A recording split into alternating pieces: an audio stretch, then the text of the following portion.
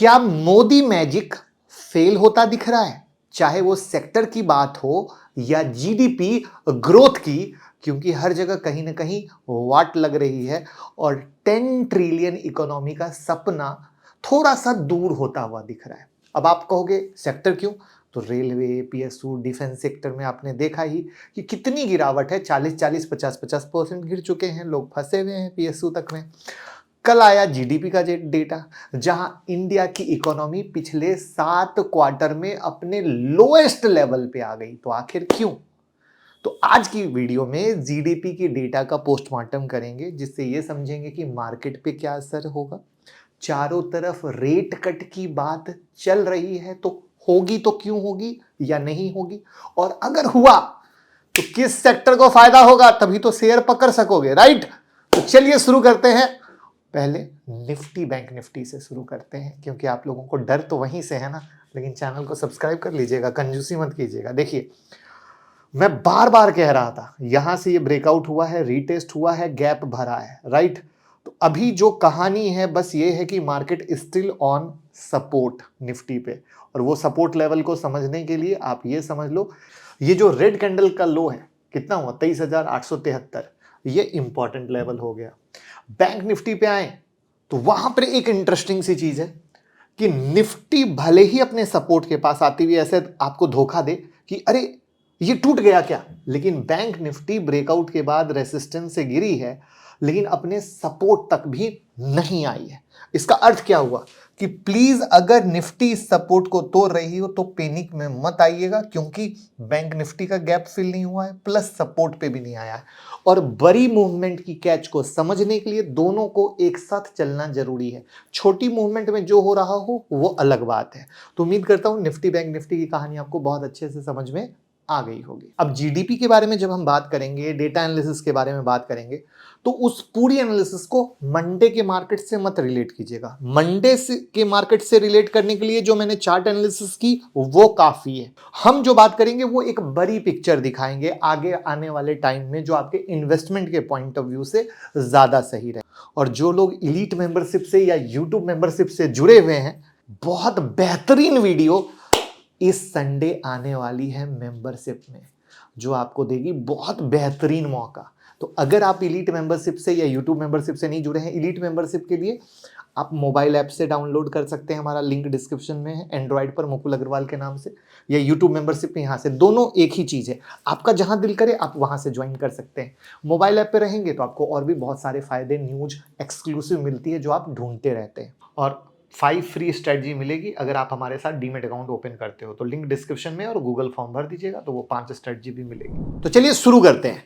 GDP का data जो analyst ने एक्सपेक्ट किया था 6.5% आएगा, लेकिन आया कितना? 5.4%, बहुत कम। ठीक है, काफी निगेटिव टाइप। तो लास्ट अगर 5-6 क्वार्टर का डेटा देखें तो लास्ट के 1.5 साल में गिरावट ही गिरावट का दौर है। कहोगे कैसे? अगर आप गौर करो तो एक समय का पिक 8.6 तक गया था, या फिर आप ऐसे देख लो कि 8.2 से 8.1 आया, फिर 8.6 गया, और फिर ये घटता चला गया। सही है ना? यानी हर बार कुछ घट के आया है।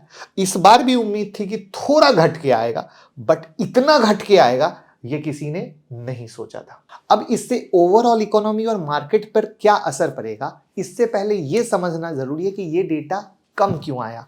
उसको समझने के लिए जीडीपी के कुछ मेजर कंपोनेंट के ग्रोथ की एनालिसिस करनी पड़ेगी, जिससे आपको ओवरऑल पिक्चर आएगी। और उसके लिए ये है आपके सामने, जहां पर हमने क्या किया है, manufacturing index, trade, hotel, transportation, financial sector, real estate, agriculture growth, mining sector, PFC, GFCF, इसके सारी डिटेल यहां पर है। क्या एक्सपेक्टेड था, रियल कितना है और लास्ट कितना है। इसमें जो सबसे बड़ा शॉकिंग है वो है मैन्युफैक्चरिंग, जिसके बारे में हमेशा बात होती थी। तो आखिर ऐसा क्यों हुआ है, ये बहुत सोचने वाली बात है कि मैन्युफैक्चरिंग इंडेक्स 2.2 पर आ गया। ठीक है, माइनिंग सेक्टर के बारे में तो कहा जा रहा है कि भैया बारिश था, कई कहानियां थी, बट मैन्युफैक्चरिंग में क्या हुआ है, क्या मेक इन इंडिया या इंडिया में इनिशिएटिव कहां कमी है, वो पॉइंट जरूर सोचने की बात है। वैसे आपको क्या लगता है क्यों इतना कम आया है?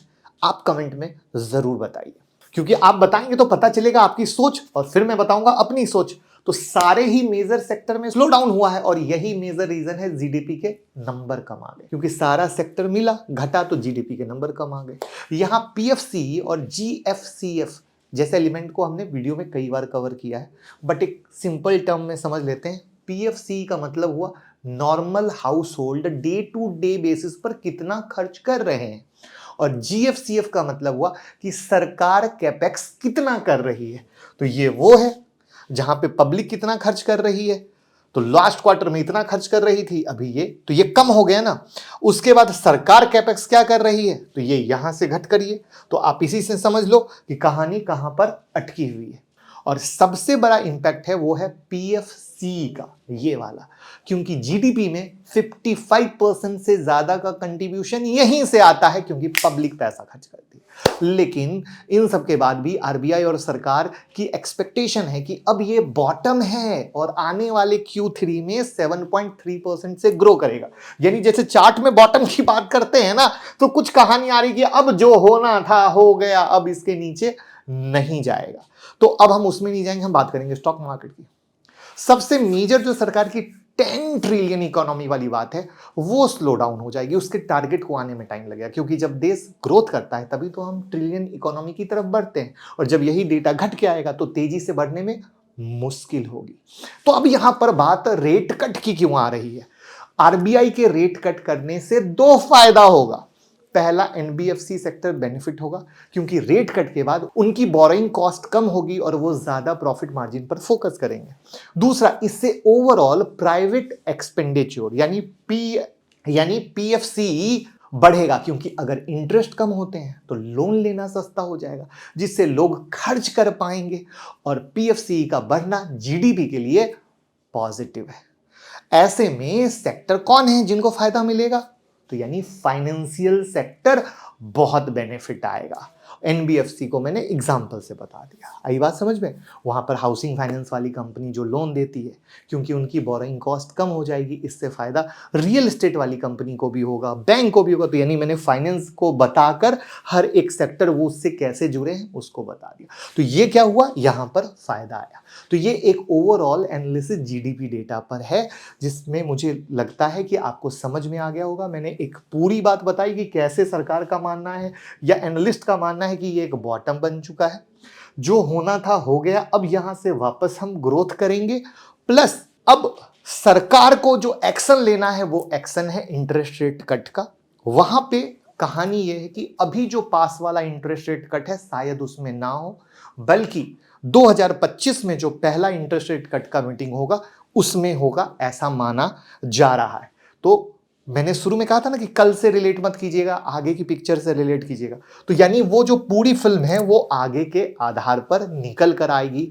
फिर इसमें आगे सरकार किस तरीके से तेजी लाती है, सरकार किस तरीके से कदम उठाती है, क्योंकि जब 2025 में एंट्री करेंगे तो बजट भी आपके सामने आके खड़ा हो जाएगा।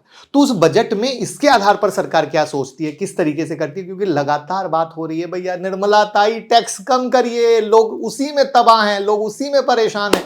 बट निर्मला ताई टैक्स कम कहां कर रही हैं, वो तो हर जगह टैक्स लेने में लगी हुई हैं। तो दिस इज द पॉइंट जहां पर ये मेजर इंपैक्ट आप देख पा रहे हो। तो आई होप लंबी दूरी में, शॉर्ट टर्म में जो इंपैक्ट दिख जाए, बट लंबी दूरी में कोई इंपैक्ट दिखेगा नहीं। प्लस जो सेक्टर फायदे में रहेंगे वहां आप अपने इन्वेस्टमेंट का प्लान कर सकते हैं, जिसको मैंने अच्छे तरीके से बता दिया है। तो थैंक यू सो मच।